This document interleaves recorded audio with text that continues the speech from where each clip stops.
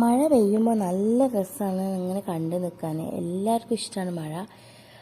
പക്ഷേ ഡ്രസ്സ് ഉണങ്ങൂല എന്നുള്ളത് ഒരു പ്രശ്നം ഒഴിച്ചു കഴിഞ്ഞാൽ ബാക്കി എല്ലാം അടിപൊളിയാണ്.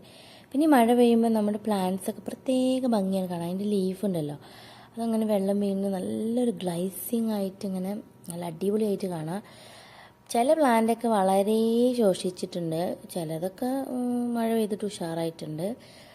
അപ്പോൾ മഴ പെയ്ത് വെള്ളം കിട്ടാത്ത ചെടികൾക്ക് നമ്മൾ കുറച്ച് വെള്ളം കൊടുക്കാം. പിന്നെ ഈ മഴവെള്ളം നല്ലതാണ് ചെടിക്ക് എന്ന് ഞാൻ ആരോ പറഞ്ഞ് എവിടെയോ കേട്ടിട്ടുണ്ട്. അതുകൊണ്ട് ഞാൻ കുറച്ച് മഴവെള്ളം എടുത്ത് സ്പ്രേ ചെയ്ത് കൊടുക്കുന്നുണ്ട്.